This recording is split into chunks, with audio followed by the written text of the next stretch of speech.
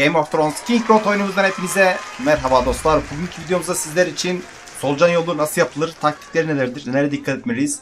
Kısaca onlarla ilgili bilgi vereceğim dostlar. Siz videoyu beğenirken ben de hemen olayımıza geçeyim. Şimdi abi bildiğiniz üzere solucan yolu oyundaki bana göre en zorlu bosslar, zindanlardan birisi. Oradaki karakterler, NPC'ler, bosslar, şunlar bunlar normal haritadaki bosslar ama güçleri, hasarları ikiye katlamış, neredeyse ikiye katlamış bir şekilde karşımıza çıkıyorlar. Oyunda ana hikaye modunda yendiğimiz ana bosslar da zaman zaman solucan yolunda karşımıza çıkıyor dostlar. Şimdi solucan yolunun mekanikleri ise şöyle dostlar. Isı ve aşınma göstergesi var. Bunu sağ üstte görebilirsiniz. Yeşil gösterge ısı, her beceri kullandığınızda %8 olarak doluyor. Yani yeşil gösterge bizim için iyi olan, kırmızı gösterge aşınma, bu da bizim için kötü olan. Her combo saldırısında %4, hasar aldığınızda ise %3 doluyor. Isı göstergesi faydaları şunlar dostlar. Yeşil olanın faydaları şunlar. %40 dolduğunda bir yığın yorgunluk ve aşınmayı temizliyor. Yani hani siz de diyorsunuz ya canlı yayında, yorumlarda karakter yavaşlıyor, böyle vuramıyor. İşte onu yeşil doldurduğunuzda o etkiyi üzerinden atıyor. %80 doldurduğunuzda ek temizlik sağlıyor. %100 olduğunda tüm olumsuz etkilerin hepsini de ortadan kaldırıp geçici bir koruma sağlıyor abi size. Şimdi buradaki düşmanların özel yetenekleri var. İyileşme yeteneği var abi. Bunu zaten düşman can barının sağ tarafında görebilirsiniz. Böyle yeşil okla gösteriyor. Bu sürekli kendini iyileştiren bir özellik. Bunu ateş becerisi kullanarak yok edebilirsiniz. Bloklama şansı var.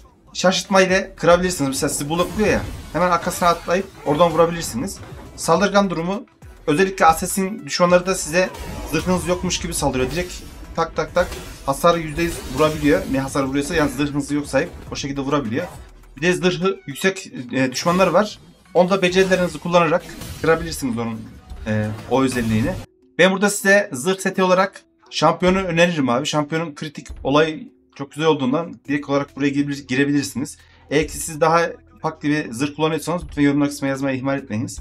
Şimdi temel olarak ben size savaş taktiklerinden bahsedeyim. Uzak saldırı yapan düşmanlara ilk hedef almanız lazım abi. Bunlar nedir? Ok atanlar veya bu ateşli top atıyorlar ya, onlar. İlk çıktıklarında yanınızda kılıçlı veya mızraklı düşman olsa dahi siz hemen koşarak önce okçuları veya ateşçileri vurun. Çünkü onlar direkt kritik vurup canınızı bitirebiliyor. Bir de uzaktan attıkları için siz onları kesemiyorsunuz. Yani sürekli size ok atıyorlar. Sonrasında kırmızı bloklanamaz saldırılardan kaçının. Sarıları pareleyebilirsiniz. Eğer yeteneğiniz varsa, benim gibi yapmıyorsanız pareleyemezsiniz tabii ki. Beceri veya combo saldırılarını çok sık kullanın abi. O kombonuzu birinci komboyu mu kullanıyorsanız, ikinciyi mi, üçüncüyü mü, hangisini kullanıyorsanız onun sonuna kadar o komboyu tamamlamaya uğraşın. Bir de sürekli olarak becerileri kullanın. Doldukça beceri kullanın, doldukça beceri kullanın. Isı göstergenizi sürekli olarak %100'ü tutmaya gayret edin. Çünkü diğerini yükseltirseniz yavaşlama etkisidir, şudur budur, yorgunluktur, onlar çıkıyor dostlar. Kalıntı olarak kırık kılıç ve baltayı kullanabilirsiniz. Kırık kılıç en iyi seçim. Beceri kullanımında %50 şansla tüm olumsuz etkileri temizliyor. Balta ise beceri bekleme süresini bayağı bir azaltıp öfkenizi arttırıyor dostlar. Patlayıcı mermileri, işte mermi dediğim oku veya bıçağı kullanın. Destek ağacından buraya girmeden önce özellikle fırtına topraklarındaki duayileri var ya, ben bunu zaten sıklıkla söylüyorum ama bunu kesinlikle alın abi. İşte saldırı hızınızı %10 arttırıyor. Aldığınız hasar ise %15 düşüren bir etki veriyor 30 dakika boyunca. İkililerden yine kompleks karışımı kesinlikle yapın abi. Solucan yolunun oyuna özellik ağacı var. Oradan yaşam çalmayı, ısı gösterge dengesini %20 ısı göstergesi, hafif saldırı %1 dolduranını alın. Öfke kazancını alın. Kalanların hepsinde kritik ve saldırı gücüne verin. Ayrıca size sadece düşmanlar değil, bu haritada doğa olayları da etki ediyor dostlar. Bunlar şimşek, hortum ve zehir. Bunlar düşmeden önce etrafına bir kırmızı hale yayıyor. O haleyi gördüğünüzde hemen atlamanız gerekiyor ki hem de challenge yaptığınız için, yani solucan yoluna girdiğinizde sol üstte şu görevleri yapın görevler var. O görevlerin hepsini yaparsanız o bölümden tüm ödüllerin hepsini alırsınız. Yani yarım kalırsa bazı ödülleri alamıyorsunuz. Seviye atlıyorsunuz ama bitirirsiniz, seviye atlıyorsunuz ama o ödülleri alamıyorsunuz. Bunlardan biri de işte şimşekten, hortumdan veya zehirden kurtulma görevleridir. Onlar çıktığında direkt olarak sürekli hareket halinde olmazsınız. O kırmızı haleyi gördüğünüzde oradan uzaklaşmalısınız. Bunun taktiği gayet basit abi. Buraya girmeden önce dediğim gibi dua yerine gidip dua yapacaksınız. Sonrasında dediğim karışımı alacaksınız. İçeriye girerken ateş özelliğinizi, mesela suikastçıda şu en baştaki var ya, bu. Bunu alın. Düşmanların can yükseltme seviyesi var. Bunu kullanırsanız can yükseltemiyorlar. Onun dışında sürekli hareket halinde olmalısınız. İlk girdiğinizde uzaktan atan okçular veya bomba atan moblar varsa, düşmanlar varsa önce onları kesip sonrasında diğer bossları veya mobları kesmeniz lazım. Bunun dışında sol üstteki çıkan görevlerin hepsini tamamlamaya gayret edin.